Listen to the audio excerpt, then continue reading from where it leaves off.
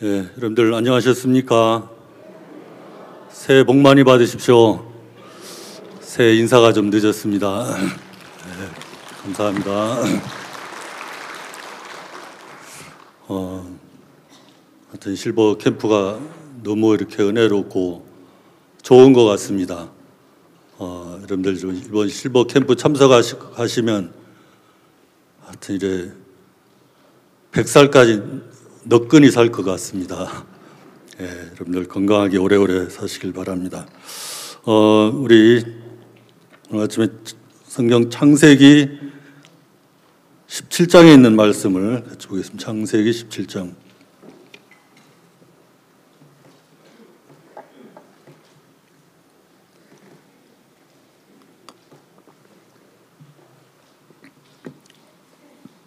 창세기 17장 15절부터 읽겠습니다. 하나님이 또 아브라함에게 이르시되 내 아내 사레는 이름을 사레라 하지 말고 그 이름을 사라라 하라. 내가 그에게 복을 주어 그로 내게 아들을 낳아 주게 하며 내가 그에게 복을 주어 그로 열국의 어미가 되게 하리니 민족의 열왕이 그에게서 나리라.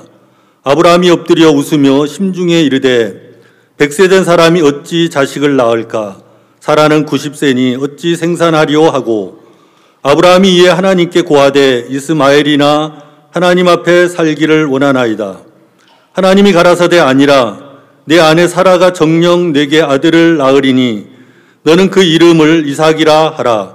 내가 그와 내 언약을 세우리니 그의 후손에게 영원한 언약이 되리라. 이스마엘에게 이르러는 내가 내 말을 들었나니 내가 그에게 복을 주어 생육이 중다하여 그로 크게 번성케 할지라. 그가 12방백을 낳으리니 내가 그로 큰 나라가 되게 하려니와 내 언약은 내가 명년 이기한에 사라가 내게 낳을 이삭과 세우리라. 하나님이 아브라함과 말씀을 마치시고 그를 떠나 올라가셨더라. 이에 아브라함이 하나님이 자기에게 말씀하신 대로 이날에 그 아들 이스마엘과 집에서 생장한 모든 자와 돈으로 산 모든 자 곧 아브라함의 집사람 중 모든 남자를 데려다가 그 양피를 베었으니 아브라함이 그 양피를 벤 때는 99세이었고 그 아들 이스마엘이 그 양피를 벤 때는 13세이었더라. 당일에 아브라함과 그 아들 이스마엘이 할례를 받았고 그 집의 모든 남자 곧 집에서 생장한 자와 돈으로 이방 사람에게서 사온 자가 다 그와 함께 할례를 받았더라. 27절까지 읽었습니다.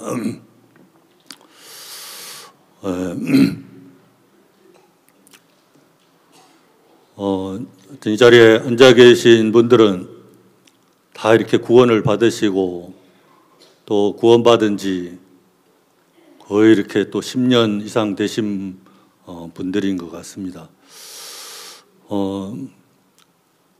여러분들 구원 다 받으셨죠? 여러분들 구원받는 게 쉽습니까? 어렵습니까? 세상에 구원받는 것만큼 쉬운 게 없는 것 같아요. 난 놓고 기역자를 모르는 그런 할머니, 할아버지들도 마음을 열고 말씀만 잘 들으면 뭐 그동안 교회를 다녔든 안 다녔든 뭐 교회 교자를 모르고 예수의 자를 모르시는 분도 다 이렇게 구원을 받을 수가 있는데 구원받는 게 그렇게 단순하고 쉬운 거지만은 그렇게 아무나 구원받는 게 아니더라고요. 여러분들 교회를 10년을 다니고 20년을 다니고 30년을 다니고 집사가 되고 권사가 되고 장로가 되고 목사가 돼도 구원을 안 받은 사람들이 너무 많이 있는 거예요. 그래 하여튼 우리가 구원을 받고 이 자리에 앉아 있다는 그 자체는 하여튼 이건 참 기적과 같은 그런 일들인데 그래 우리가 이 복음을 깨닫고 보면 너무 진짜 쉽고 야 이렇게 쉬운 게 다 있나 하는 마음을 갖는데 하여튼 이 복음을 모르면 구원을 어떻게 받는지를 모르면 세상에 구원받는 것만큼 어려운 게 없어요. 이거 하늘에 별 따기만큼이나 어렵다고 이렇게 참 사람들이 생각을 하는데 여러분들 구원받는 게 알고 보면 너무 단순하고 쉬운 것처럼 신앙생활도 쉽겠습니까? 어렵겠습니까? 신앙생활은 구원받는 거에 비해서 50% 이상은 쉽다고 이야기를 해요.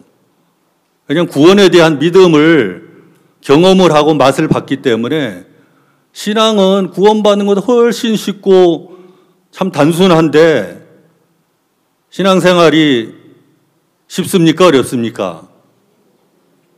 대답들이 시원치 않네.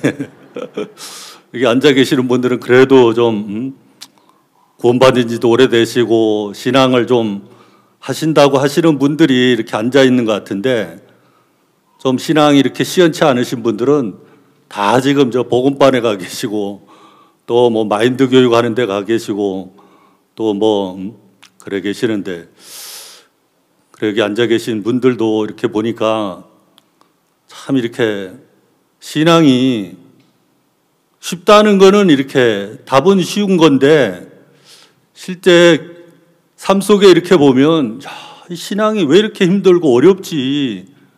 자꾸 가면 갈수록 이렇게 어렵고 안 된다는 그런 생각을 가지는 분들이 많이 있는 것 같더라고요. 저는 제가 79년도에 군대에서 구원을 받았습니다. 그러니까 벌써 햇수로 이제 40년이 됐어요. 40년. 10년이면 강산이 변한다고 그러는데 강산이 벌써 4번이나 변한 그런 세월을 이렇게 참 교회 안에서 보냈는데 저는 오랫동안 하여튼 어려서부터 하여튼 모태 신앙은 아니지만은 하여튼 서너 살 때부터 교회를 다녔어요.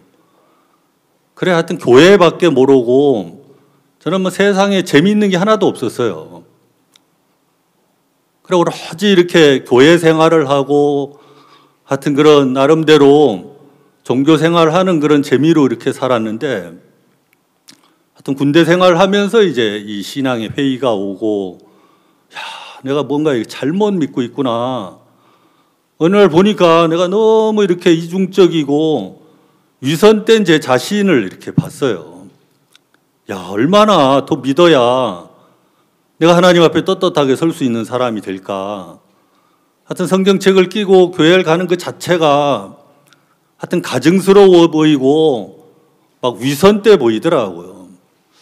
그렇다고 교회를 안 나갈 수 없고 나가자니 더 위선자가 돼가는 것 같고 안 나가자니 그동안 교회 다닌 게 아깝고 그래 이러지도 못하고 저러지도 못하는 가운데 이제 구원받은 형제를 만나가지고 이 복음을 듣고 구원을 받게 됐는데 복음을 듣고 이렇게 구원을 받고 나니까 야 이런 말씀이 다 있었나 싶고 야 내가 이렇게 구원도 안 받고 그렇게 20여 년을 그래 하나님과 아무 상관없는 종교 생활을 했단 말이냐 싶은 게 그래 이제 우리 교회를 이제 처음 이제 79년 여름 수양회를 어디서 했냐면은 부산 여러분들 그 오래되신 분은 아실 텐데 부산의 그 재건시장 2층 건물에 우리 부산 교회가 있었어요. 거기서 여름 수양회를 이렇게 하는데 참 거기 그래서 제가 구원을 받고 막 너무 좋아가지고 휴가를 얻어서 집에 가서 밤새도록 우리 부모님한테 구원받아야 된다고 그래서 우리 아버지를 모시고 하여튼 부산까지 안 갔습니까? 저희 고향이 어딘 줄 아세요? 강원도 양구입니다. 양구. 양구에서 부산은 완전 끝에서 끝인데 거기까지 이렇게 우리 아버지를 모시고 하여튼 그 수양회를 갔는데 하여튼 수양회 그 도착을 하니까 저녁 집회 마치고 그룹교제 할 때 이렇게 문을 열고 들어갔는데 하여튼 그룹교제 하는 모습이 전혀 이렇게 이상하게 보이지 않고 너무 좋아 보이는 거예요. 너무 가족적인 분위기 같고 진짜 막 이렇게 교회가 완전 초대 교회처럼 이렇게 보여지고 야 내가 진짜 몸담고 신앙생활을 해야 할 교회다 하는 마음이 이렇게 참 들어지면서 제가 이렇게 교회에 이렇게 마음을 열고 하여튼 이렇게 교회와 이렇게 연결이 됐는데 하여튼 구원을 받고 한동안 너무 좋았어요. 너무 그럼 뭐 구원받고 나면 뭐 발이 땅에 닿지 않는 것 같아서 뭐 그런 이야기를 하는데 저는 뭐 그렇게까지는 아니지만은 너무 좋았어요. 너무.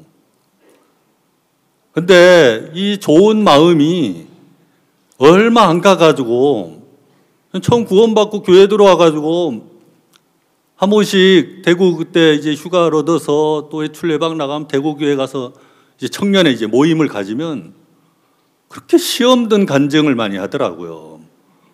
또 뭐 심심하면 교회를 안 나오는 거예요. 야, 이거 뭔 구원받은 사람들이 저러냐. 나는 구원받기 전에도 1년 12달 교회 모임 한 번 안 빠지고 다녔는데 하고 엄청 이렇게 좀 판단이 그래 되더라고. 그런 게 참 이해가 안 갔는데 얼마 안 가가지고 제가 그러고 있는 거예요. 교회가 가기 싫은 거예요. 교회가. 매일 성경책을 들고 살았는데 어느 날인가 성경책도 잘 깨달아지지 않고 전도도 잘 안 되고 기도도 안 되고 그러면서 야, 구원받은 내가 왜 이러지? 그러면서 다시 이렇게 막 율법 행위 속에 막 빠져들어가는 내 모습을 보면서 그래도 구원을 받았는데 그래도 내가 구원받은 사람인데 하고 하여튼 그렇게 하면서 또 이제 내가 이래 살면 안 되지.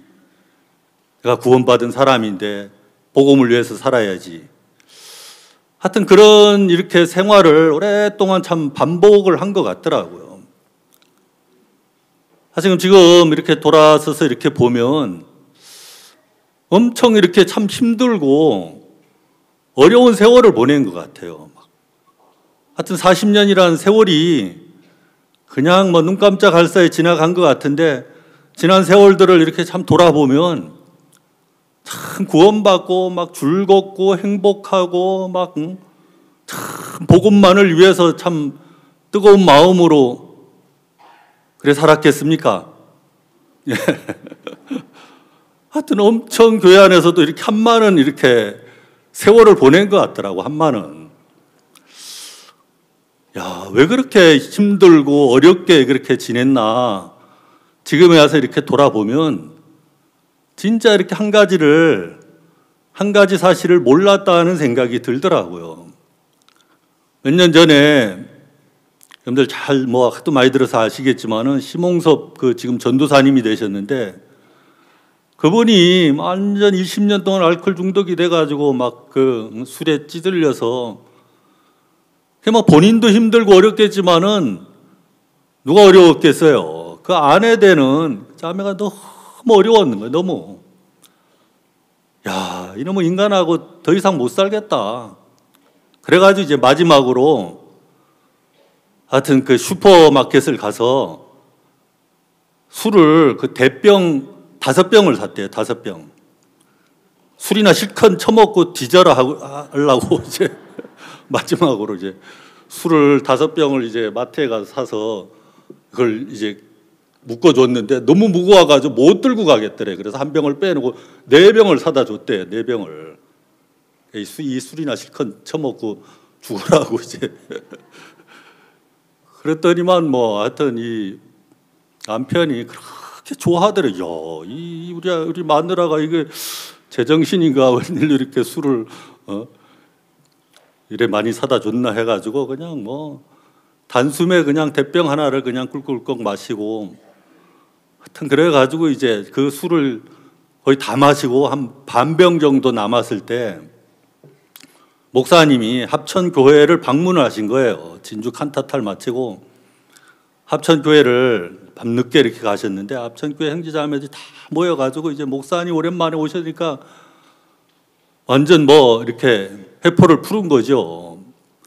그때 이 자매님이 목사님한테 막 하소연을 좀 해야 되겠다. 막 마지막으로 이제 뭐 좀 목사님한테 내 어려운 막 그 한 맺힌 이런 좀 이야기를 하고 끝내야겠다 하고 이제 목사님한테 목사님 제가 결혼을 해서 뭐 한 1, 2년 잘 지낸 것 같은데 그 후로 우리 남편이 막 알코올 중독이 돼가지고 내가 진짜 말도 못하게 이렇게 참 고생을 하며 마지못해를 살았는데 내가 더 이상은 못 살겠습니다 하고 이야기를 했더니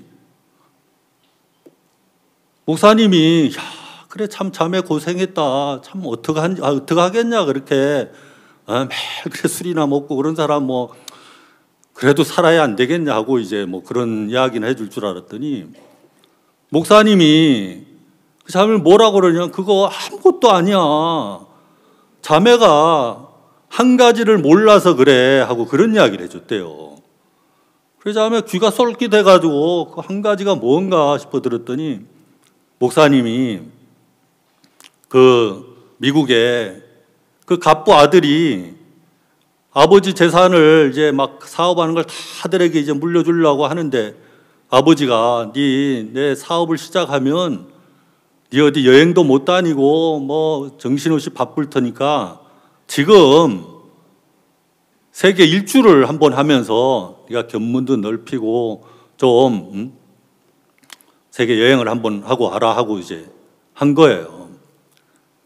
그래가지고 이제 이 갑부 아들이 좋은 집차를 하나 구해가지고 이제 세계 일주 여행을 떠난 거죠. 여행을 하다가 이제 사막을 이렇게 횡단하는 그 일이 있어가지고 이제 사막을 횡단하는데 한참 가다가 이제 이 자동차가 고장이 난 거예요. 그 자동차 고장이 나가지고 이제 아무리 고치려고 해도 시동이 안 걸리는 거예요. 그래 뭐 완전 그 막 태양볕에 사막 한가운데서 막 이제 막 그 물도 떨어지고 막 갈증은 오고 그래 뭐 어쩔 수 없이 이제 구조 요청을 해놓고 구조대원이 오기를 기다리려고 이제 막 그 차 밑에 이제 막 모래를 파가지고 이제 차 밑에 가서 구조대원을 기다리는데 하루가 되고 이틀이 되고 뭐 사흘 나흘이 돼도 구조대원이 뭐 올 생각을 안 하는 거예요. 그러면서 막 갈증으로 도저히 뭐 이제 그래 참다가 이제 결국 갈증으로 이제 죽은 거예요, 차 밑에서. 그러고 이제 구조대원들은 일주일 만에 하여튼 막 그 이 사막 한가운데 이 갑부 아들을 찾아서 이제 그 현장에 도착을 한 거죠. 그래 보니까 차 밑에 일을 보니까 이 아들이 시체가 돼 있는 거예요. 그러면서 구조대원들이 그냥 막 본넷을 확 열어보니까 본네트에 그 라지레타에 막 물이 가득 차 있는 거예요. 그걸 보면서 막 너무 안타까워했다는 거죠. 아이고 이 갑부 아들이 한 가지 사실만 알았더라면 죽지 않고 얼마든지 기다리고 있었을 텐데, 아니 머리맡에 있는 그 한자도 안 되는 거 차 밑에 있으니까 한자도 안 되죠. 거기 라지레타에 물이 있다는 사실 하나를 몰라서 이렇게 죽었구나 하고 그래 안타까워했다는 이야기를 그 자매에게 해줬다고 하더라고요. 그래 진짜 우리가 신앙이 어렵고 신앙이 힘들고 안 되는 것은 뭐 우리는 많은 이유가 있어요. 많은 이유가. 나는 뭐 이래서 저래서 나는 뭐 많이 배우질 못해서 또 우리 노인분들은 이유가 뭐예요? 아이고 이제 내가 나이가 들고 기력이 없어서 이제 눈도 침침해 뭐 글도 잘 안 보이고 귀도 어둡고 그래서 신앙이 안 된다는 생각을 하는 거죠. 또 뭐 자식 때문에 남편 때문에 뭐 아내 때문에 뭐 이유가 많아요. 이유가 공동묘지 가면 뭐 핑계 없는 무덤이 없다고 이유가 많은 거죠. 근데 하나님이 이렇게 보실 때 문제는 딱 하나인 거예요. 딱 하나. 그게 뭐겠습니까? 예? 진짜 하나. 그게 뭐냐 하면 믿음이 없는 거예요. 믿음. 예수님이 제자들과 함께 우리가 바다 저편으로 건너가자 하고 이제 그 배를 타고 이제 항해를 하는데 제자들이 다 대부분 어부 출신이잖아요. 오랜만에 배를 탄다 싶으니까 신이 나가지고 막 옛날 노졌던 그 막 생각을 하면서 막 노를 딱 잡고 이제 그 항해를 하니까 예수님이 그래 너 잘 져봐라 하고 이제 배 고물 밑에가 이제 주무신 거예요. 또 얼마쯤 가는데 이제 광풍이 일어났어. 광풍이 뭐 이까지 강풍쯤이야 하고 옛날 노졌던 실력을 막 발휘해가지고 노를 젓는데 감당이 안 되는 거예요. 가면 갈수록 계속 막 풍랑이 막 쳐오는데 죽을 것 같은 거예요. 배 안에 막 물이 들어오고 막 그래 고무신을 벗어서 막 물을 퍼내고 막 난리가 아닌 거죠. 그래도 이게 뭐 계속 광풍이 그칠 줄 모르고 막 파도가 막 배가 뒤집힐 지경이 되니까 도저히 안 되겠다 싶어서 주무시는 예수님을 깨운 거예요. 우리의 죽게 된 것을 돌아보지 아니하시나이까 하고 주무신 예수님을 깨우니까 그래 예수님이 막 광풍 일어나는 이 형편을 보고 예수님도 같이 걱정을 했겠습니까? 야, 이거 우리 어떡하냐? 우리 같이 기도해 좀 하자고.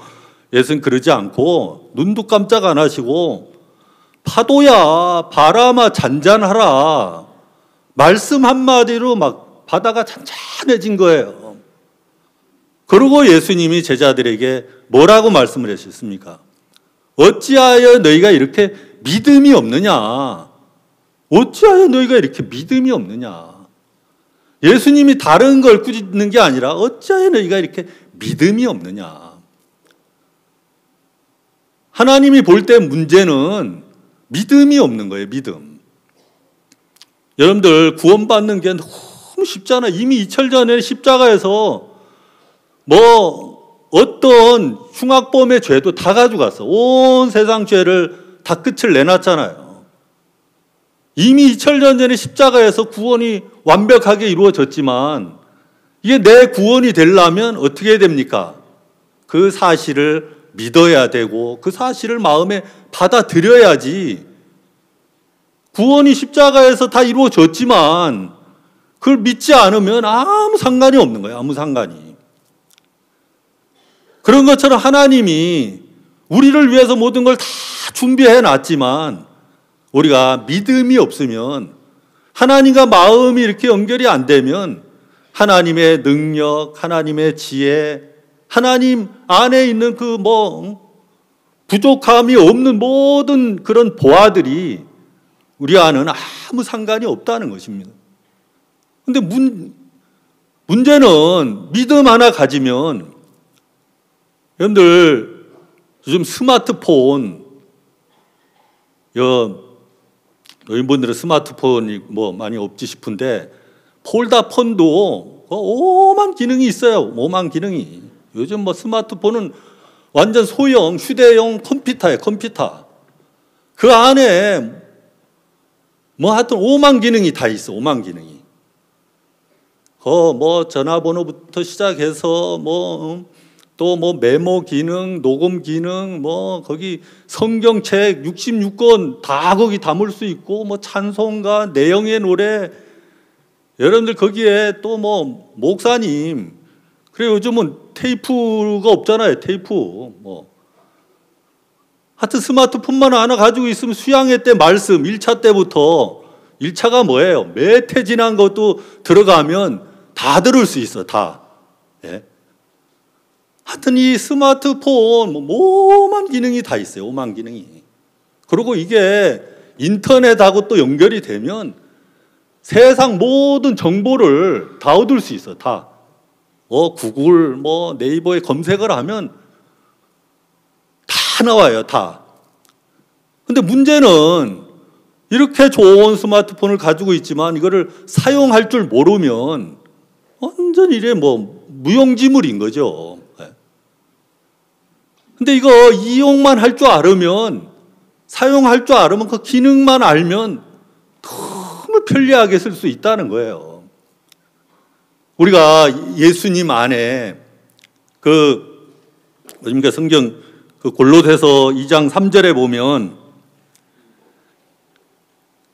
골로새서 2장 3절 다 같이 한번 찾아보겠습니다. 자막 나왔네. 다 같이 한번 읽어보겠습니다. 시작. 그 안에는 지혜와 지식의 모든 보화가 감추어 있느니라.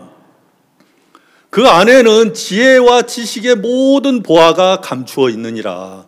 그 안에, 예수 안에는, 예수님 안에는 없는 게 없는 거예요. 그러니까 예수님과 연결만 되면, 그래 목사님 매일 그 이야기 하시잖아요. 전기는 전선을 통해 흐르고 물은 수도관을 통해 흐른다. 발전소에서 수만 킬로와트의 전력을 만들어 전기를 만들어내지만 이거를 우리가 전기를 사용하려면 연결이 돼야 돼, 전선으로. 그러면 아무리 좋은 전자제품도 전기가 안 들어오면 그거 뭐 아무짝에 쓸모 없잖아요.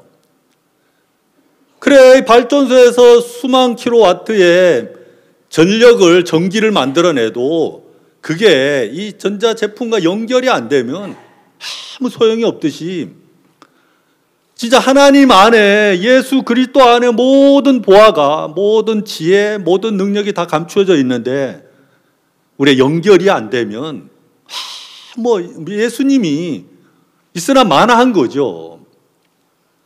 근데 우리가 예수를 믿고 있고 예수님 안에 이렇게 살고 있으면서 그 예수님과 어떻게 연결이 됩니까? 마음이. 그는 믿음을 통해서 연결이 되는 거더라고요. 믿음을 갖는 건 어떻게 보면 너무 단순하고 쉬운데 우리가 이렇게 생각 속에 이렇게 빠져 있는 것 같아요.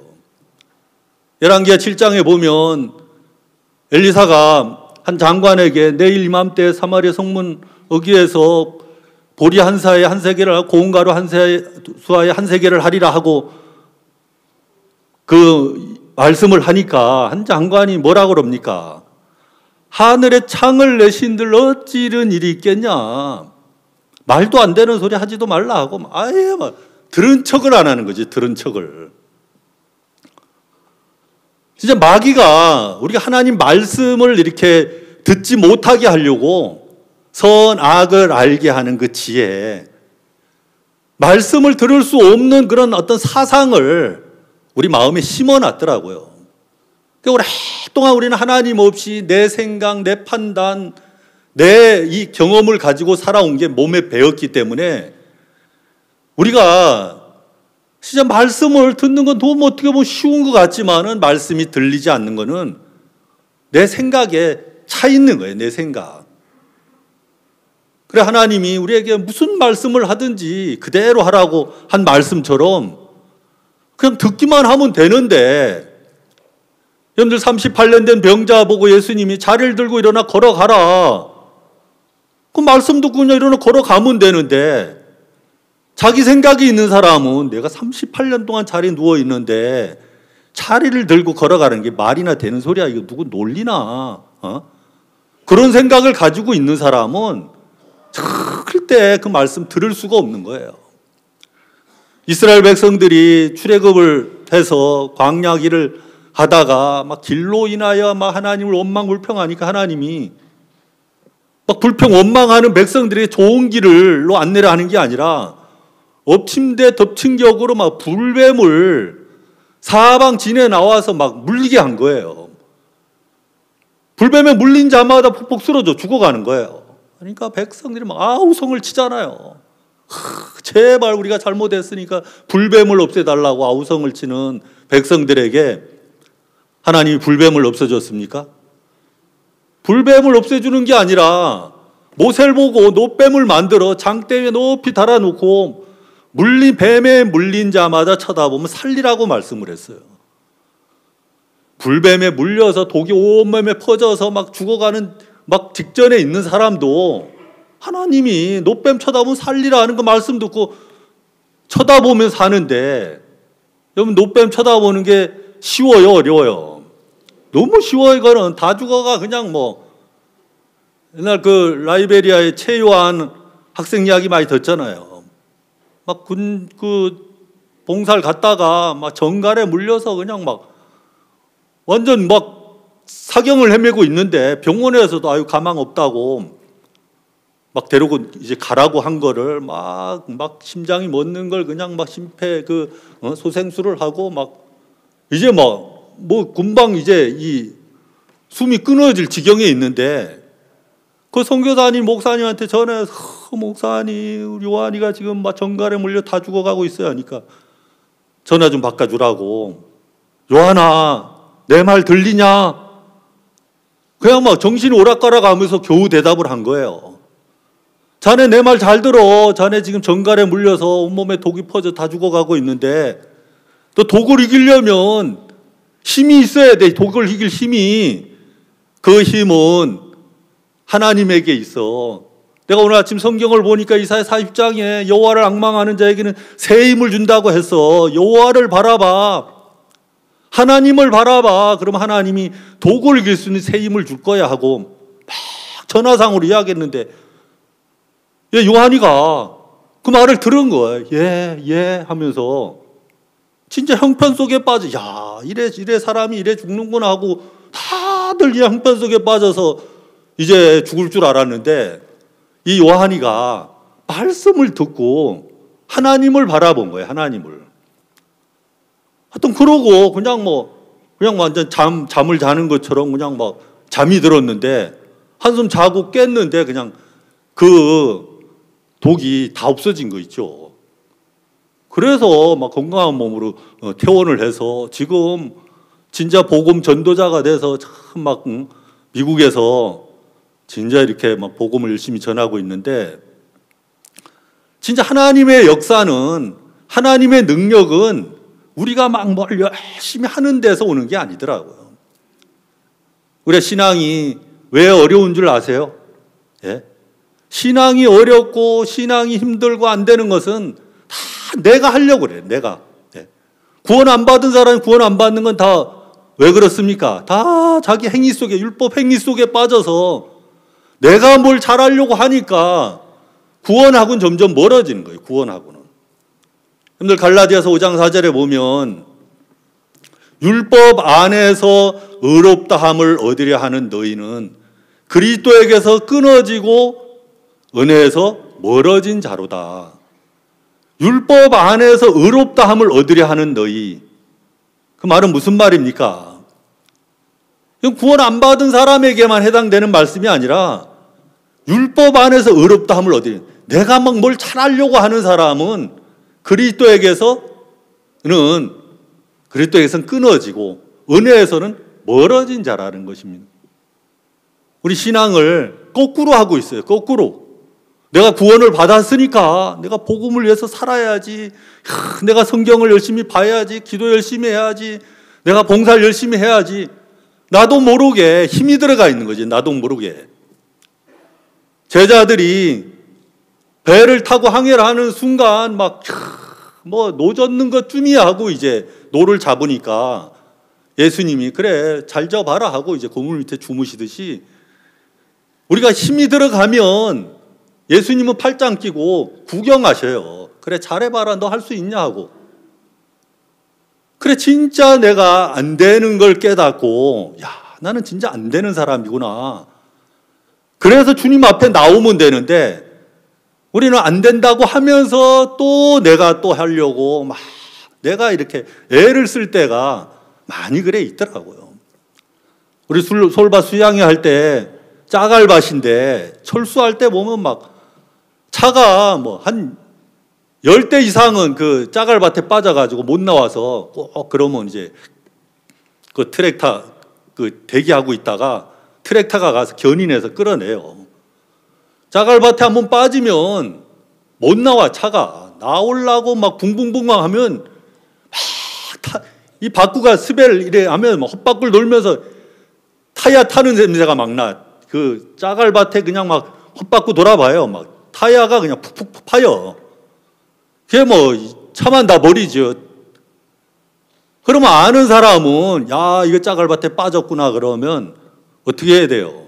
빨리 차 세워놓고 아니면 장정 형제들 불러가지고 막 밀든지 아니면 빨리 그 안내실에 연락해서 이 트랙터를 불러가지고 견인을 해달라고 그러면 쉽게 나오는 걸 가지고 혼자 나오려고 붕붕대면 그냥 타야 다 베려 다. 진짜 우리가 신앙은 내가 하는 게 아니에요. 내가. 근데 우리는 하든지 내가 잘하려고 하는 생각 얼마나 우리가 이렇게 힘이 이렇게 들어가는지를 모르더라고요. 하나님이 1차적으로 우리 마음에 진짜 이렇게 힘을 빼는 일을 하나님이 그렇게 하시더라고. 힘을 빼는. 그래, 하나님 앞에 은혜는 어떤 사람이 은혜를 입습니까? 우리가 성경에 보면 하나님 앞에 은혜를 입는 사람은 잘난 사람, 똑똑한 사람, 열심히 있는 사람, 뭘 잘하는 사람이 은혜를 입는 게 아니라 아무것도 할 수 없는 사람이 은혜를 입어요. 3차 때 목사님 오셔서 요한복음 4장 사마리아 우물가에 이제 이야기를 하셨는데, 이 사마리아 우물가 여자는 예수님이 내 남편을 데리고 오라 그러니까 내 남편이 없나이다 하더라고요. 예수님, 네 말이 맞다. 네 남편 5이 있었으나 지금 있는 남편도 내 남편 아니다 하고 말씀하신 것처럼, 진짜 6번째 남편을 만나 사는 이 여자는 완전 기구한 운명을 타고난 여자 아닙니까? 막 진짜 세상에 버려지고 아무 소망 없는, 그러니까 아무도 이렇게 대낮에 물을 길러 그 우물가에 간 거 아니에요. 버려진 여자, 아무것도 할 수 없는 여자를 예수님은 내가 사마리아로 통행하여야 하겠나이다 하시고, 예수님은 여자를 아시고 아무것도 할 수 없는 버려진 여자인 걸 아시고 예수님이 찾아가신 거죠. 그래, 여자가 뭘 해서 변화를 입고 뭘 해서 이렇게 은혜를 입었냐는 거예요. 여자가 한 일은 아무것도 없더라고요. 예수님은 이 여자에게 무엇을 하나 가르쳐 주길 원했냐면, 물을 달라고 하는 이가 누군지를 네가 알았더라면 내게 생수를 구했을 거다 하면서, 정말 지금 물을 달라고 하는 이가 메시아인 것을, 정말 예수 그리스도인 것을 깨우쳐 주기를 원하신 거예요. 이 여자가 진짜 자기 속에, 형편 속에 절망 가운데 있는데 자기 물을 달라고 하는 이가 메시아인 것을 발견한 거예요. 이가 예수구나, 예수님인 걸 발견하는 순간 이 여자는 자기 그 어려운 그 절망 속에 빠졌던 형편에서 벗어나 버리더라고요.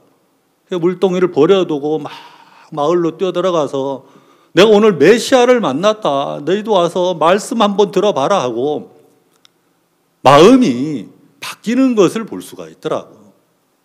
성경에 예수님을 만나 은혜를 입는 사람 어떤 사람입니까? 38년 된 병자, 또 현장에 간음을 하다 잡힌 여자, 또 예루살렘 여리고로 내려가다 강도 만나 거반 죽어가는 사람, 또 날 때부터 소경된 사람, 아무것도 할 수 없는 사람이 예수님을 만나서 은혜를 입고, 또 예수님은 그런 사람을 찾아다니시는 거예요. 지금 이 시대도 우리가 교회 안에 들어와서도 주님의 은혜를 입고 주님을 만나 주님으로 말미암아 복된 삶을 살려면 내가 뭘 잘해야 되는 게 아니라, 내가 얼마나 부족하고 얼마나 못나고 얼마나 진짜 어리석고 미련한 자인 것을 깨달으면 다 이렇게 은혜를 입게 돼 있어요. 근데 우리는 이런 진짜 못난 사람, 부족한 사람, 말은 부족하고 말은 못났다고 하면서 우리는 그런 사람 되면 막 큰일 나는 줄 알아. 저도 제가 전도자가 돼서, 전도자 누구보다도 믿음이 있어야 되고 영적이래야 되고 뭐든지 잘해야 되잖아요.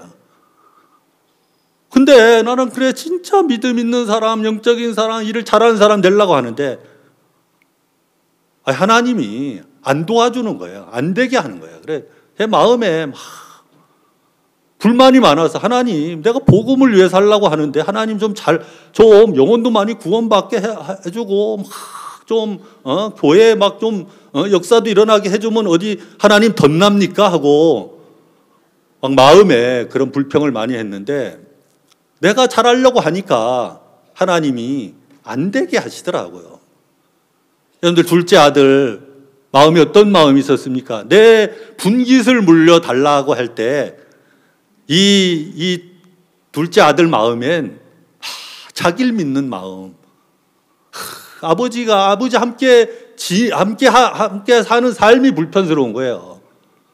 내가 돈이 좀 있으면 진짜 아버지보다 훨씬 일을 잘할 것 같고 돈을 많이 벌 것 같은 그 욕망, 뭐 아버지는 한눈에 이 둘째 아들 마음을 알아보고 말려서 될 게 아닌 거예요.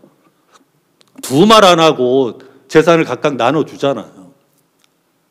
아버지 마음은 그래 너 그렇게 잘났냐? 너 그렇게 날 떠나서 그렇게 뭐 사업을 잘 할 줄 생각하냐?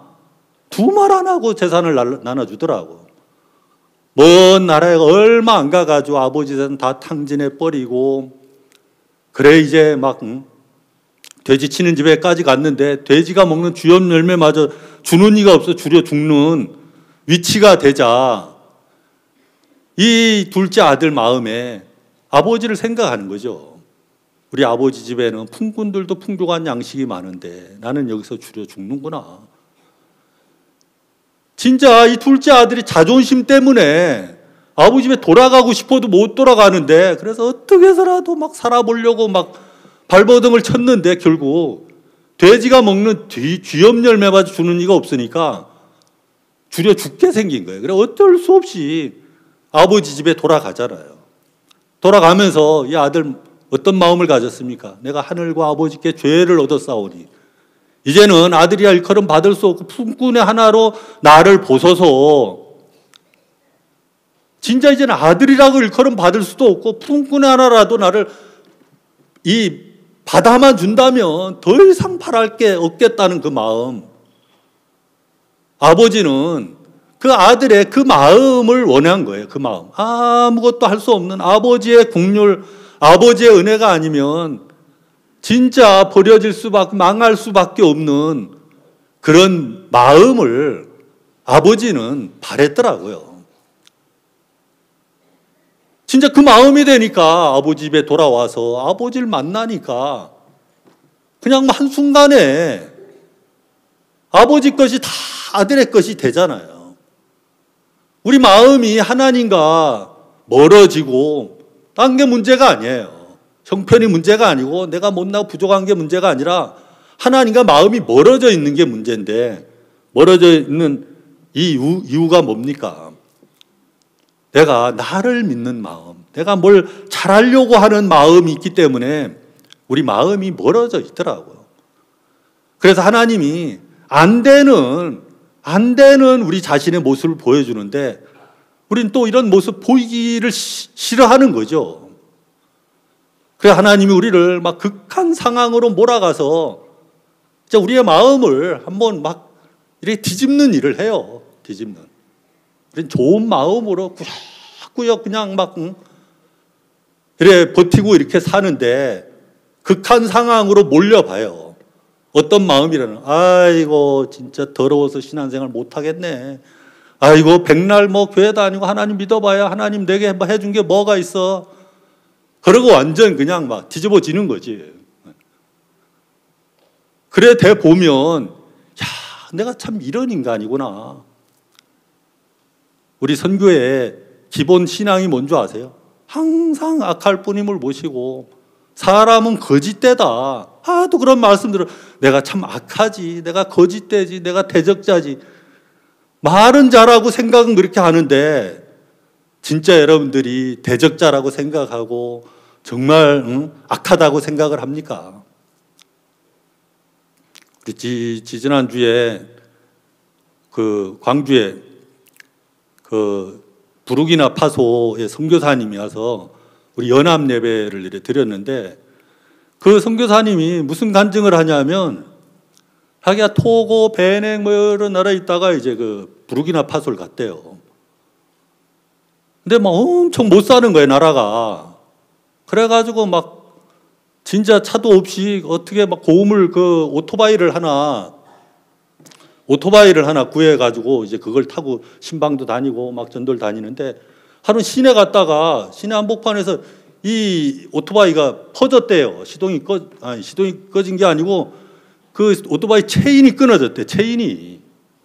난감하더래. 이거 뭐 오토바이 그 센터도 없고 뭐 그래. 그래가지고 길 가는 사람한테 물었대요. 이거 오토바이가 이거 체인이 끊어졌는데 여기 오토바이 고치는데 없냐 그랬더니 그거 내가 고쳐주겠다는 옷을 벗더니 이분이 막 팔을 걷어붙이고 그냥 막 그 체인 완전 기름투성이잖아요. 근데 어떻게 그거를 막 만지작거리더니 고치더래. 그거를 끊어진 체인을 잇더래. 그러면 너무 고마운 거예요. 너무. 그래가지고 뭐 그 나라 돈은 200원인가 뭐 얼마를 주머니 다 털으니까 한 200원인가 남아 있길래 주니까 됐다고. 나 이거 안 받아도 된다. 내가 그냥 이거 도와주고 싶었다고 그러면서. 근데도 너무 미안하다고. 이거 너무 고마운데 이거라도 받아. 끝내 굳고 이제 사양을 하더래. 그러면서 그냥 가라고 울더래요. 그래가지고 선교사님이 막 부르키나 파소에서 마음이 활짝 열렸대. 세상에 이런 아프리카가 다 있나 싶은 게, 그래 보니까 그 부르키나 파소 사람들이 막 너무 친절하고 좋더래요. 뭐 어디 길 좀 물으면 따라오라고 그러면서 몇 킬로가 돼도 끝까지 그 집을 안내해주고 가고 아무 소리 안 하고 그래 가고. 이 부르키나 아프리카에도 이런 나라가 다 있나. 너무 사람들이 좋다. 그래가지고 이 사람들 진짜 구원도 잘 받겠다 싶고 막 너무 좋았대. 근데 웬걸 한 달, 2달 됐는데 구원을 안 받더래 사람들이. 그래가지고 이렇게 보니까 이 부르키나라는 뜻이 완벽하다, 온전하다, 뭐 청렴결백하다. 파소는 이제 나라. 그러니까 청렴결백한 나라, 온전한 나라, 완벽한 나라, 그런 뜻이래요. 그러니까 이 사람들은 아니오가 없어. 아니오가 무조건 예예하고 막 그냥 막. 근데 속은 안 그런 거지. 속은 너무 막 이중적이더래. 그래 막 나중에 질리더래 이런 사람들이. 죄인이 돼야 구원을 받는데 뭐 무조건 막 죄 없다고 그러고 뭐 난 거짓말 안 한다고 그러고 뭐 화도 안 내고 뭐 그러니까 진짜 이제 구원받기 너무 어려운 거죠. 그래 이 선교사님이 거기 살다 보니까 이 선교사님도 부르키나 파소 사람이 돼가지고 하여튼 자기 마음 표현을 못하는 거야. 마음 표현을. 그래 배낭에 사역자 모임을 갔는데 목사님이 자네 마음 이야기 좀 해보라. 부르키나 파소가 너무 좋아요. 날씨는 좀 덥고 하지만 살만해요 하고 뭐 그래 하니까 그 소리 말고 좀 마음에 있는 소리를 해봐라. 마음에.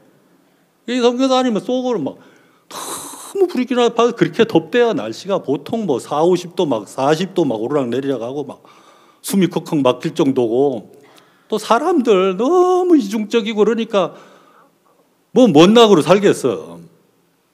그러니까 그 사모님 빨리 한국 가자. 한국. 근데 이 선교사님은 한국 가자는 소리를 못하는 거야. 한국 가면 틀림없이 잡혀서 못 돌아올 것 같으래. 이제 선교도 못하고 뭐 끝날 것 같으니까. 그래가지고 사역자 모임에 가서 늘 좋은 이야기만 했더니 그 소리 말고 좀 마음에 있는 소리를 해봐라. 아이고 나 부르키나 파소 못 살겠습니다. 막 진짜 전도도 못 하겠습니다 하고 좀 그런 소리를 해야 되는데 그런 소리를 못 하고 그랬다 그러면서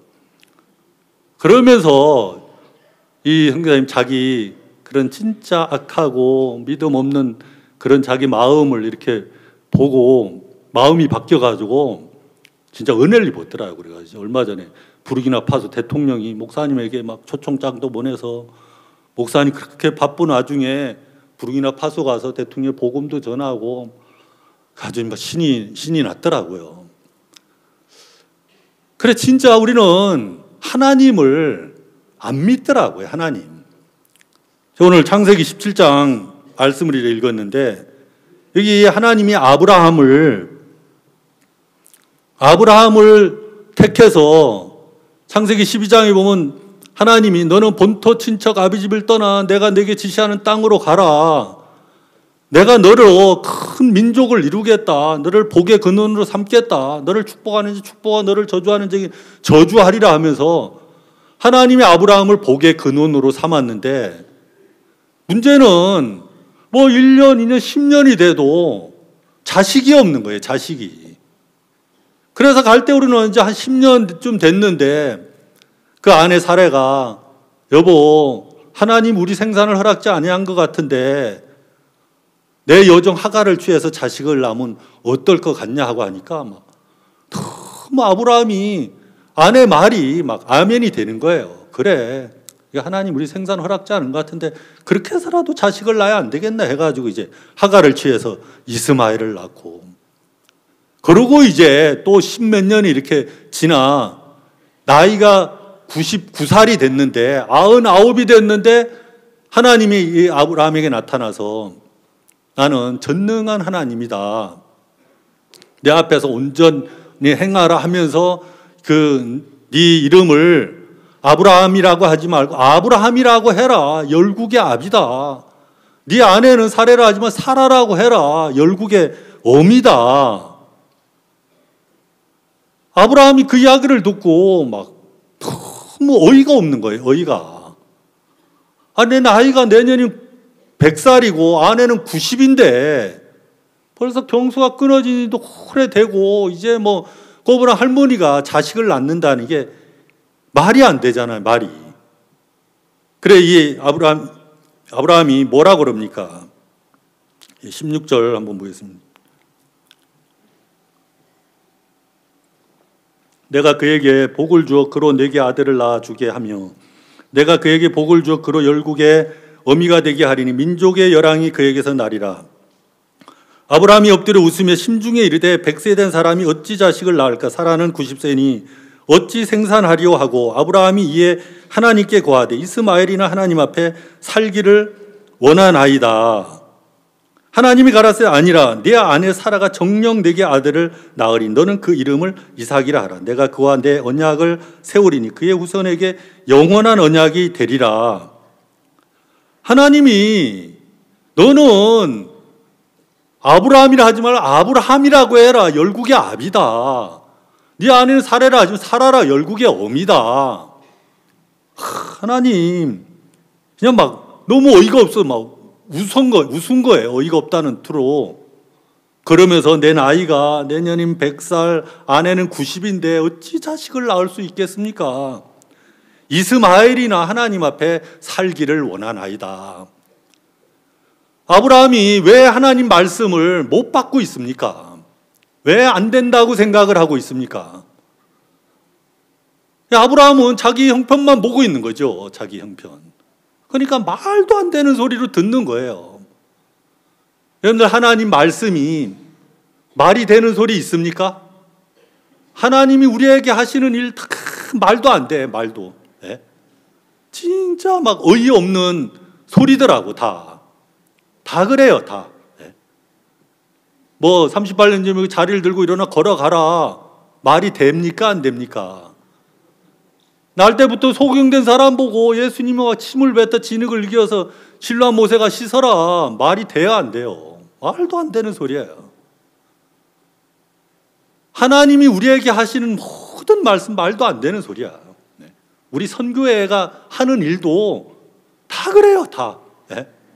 말 되는 게 있어요. 여러분들 칸타타 자꾸 하다 버릇하니까 이제 칸타타 안 했으면 어쩔 뻔했네 하지. 처음 할 때 꼭 이런 걸 꼭 이래 해야 되나? 뭐 표를 강매하느니 뭐 그래. 칸타타가 아니고 간타타다. 간타타하고 뭐 그런 소리라고 했는데 진짜 뭐 월드 캠프를 하는 일들, 예배당을 짓는 일들 막 말이 되는 게 하나도 없어. 말이 되는 게. 근데 그건 다 내 판단이고 내 생각이 내가 보는 것이지. 그게 왜 하나님 말씀을 못 받냐면 내 생각을 가지고 있기 때문에 그래요. 내가 하려고 하니까 어려운 거더라고요. 하나님이 지금 아브라함에게 이렇게 말씀하신 하나님은 어떤 하나님이십니까? 예? 어떤 하나님이에요? 1절에 17장 1절 우리 다 같이 한번 읽어보겠습니다. 17장 1절 시작. 아브라함의 99세 때 여호와께서 아브라함에게 나타나서 그에게 이르시되 나는 전능한 하나님이라 너는 내 앞에서 행하여 완전하라.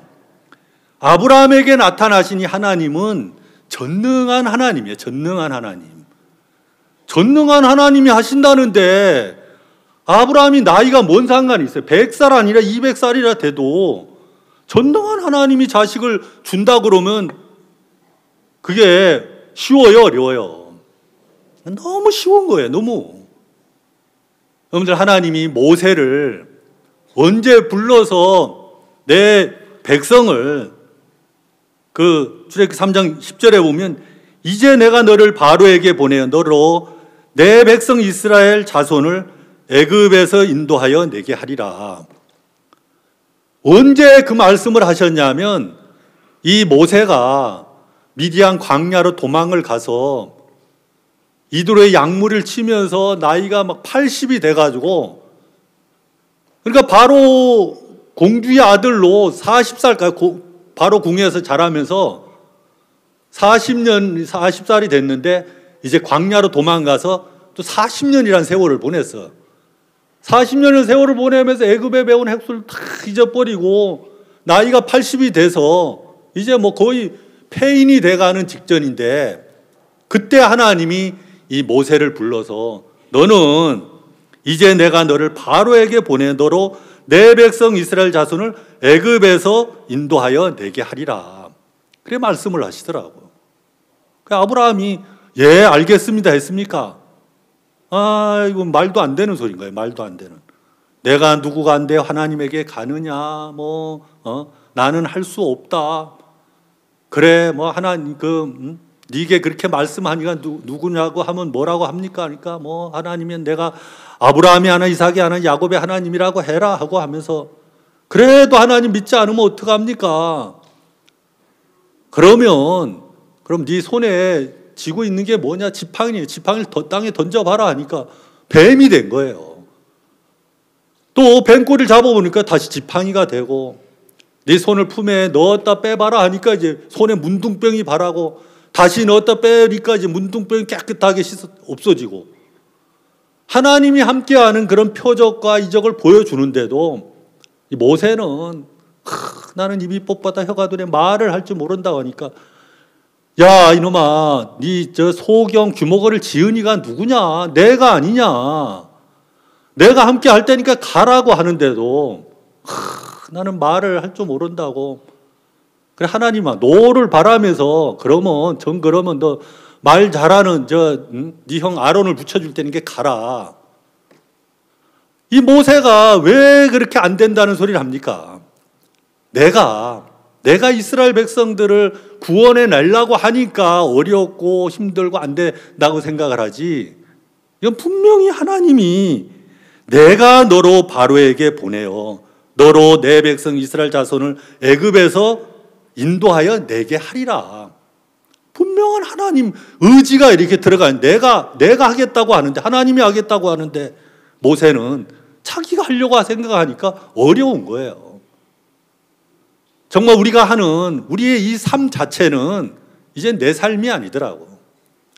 갈라디아서 2장 20절에 내가 그리스도와 함께 십자가 못 박혀 죽었나니 이제 내가 사는 것은 내 안에 그리스도가 사는 것이다. 내가 이 육체 가운데 사는 것은 내가 사는 삶이 아니라 그리스도가 사는 삶이라는 것입니다. 그런데 내가 살려고 하니까, 내가 뭘 하려고 하니까 어려운 거예요. 신앙이 힘들고 어렵고 안 된다는 이 생각은 다 보면 우리 마음에 하나님 없이 하나님을 제껴놓고 내가 하려고 하니까 다 어렵더라고요. 저희는 지난해 그 칸타타 어느 해보다도 진짜 어려웠어요. 우리 구역만 이렇게 하라고 하는데 엄청 이렇게 잘 안 받아지더라고. 근데 마음을 딱 정하고 이렇게 하는 게 하나님 뜻이구나 하고 마음 딱 정하니까 어느 해보다도 진짜 너무 은혜로운 칸타타를 치렀어요.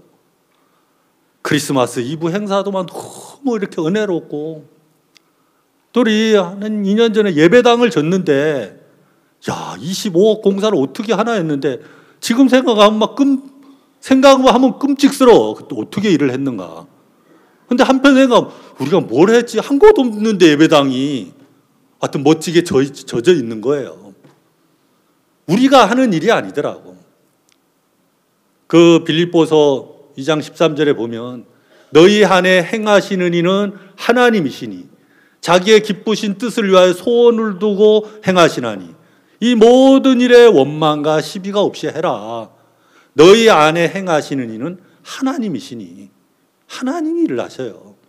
그러니까 여러분들이 나이가 많다고 목사님 그러셨잖아요. 우리 선교회는 노인은 없다. 머리만 힐 뿐이지. 우리 선교회는 노인이 없다고 그러셨어요. 머리만 힐 뿐이지 나이가 아무 상관없어요. 기력이 없는 것도 문제가 안 되고 하나님이 살아 계시면 하나님이 일하시는데 뭐가 문제가 되겠습니까? 진짜 우리가 우리 교회 속에 역사하신 하나님, 우리 선교회 속에 일하시는 하나님, 종을 통해 일하시는 하나님, 형제 자매들 통해서 일하신 하나님의 그 역사가 얼마나 많습니까? 교회 안에 하나님의 역사가 충만하게 이렇게 역사하고 있는데도 우리가 그 하나님이 내 하나님이 안 돼 있는 거예요. 야, 이 하나님이 내게도 역사하시겠다. 그 마음 하나 가지면 모든 문제가 끝이 나요. 얼마나 내가 쉴 수 있고 그 하나님으로 말미암아 우리가 넉넉히 이기는 삶을 살 수 있는데 우리가 뭔 생각에 빠져서 그 하나님과 마음이 연결이 안 되고 그 하나님을 우리가 바라보지 않고 믿지 않고 이렇게 살더라고요.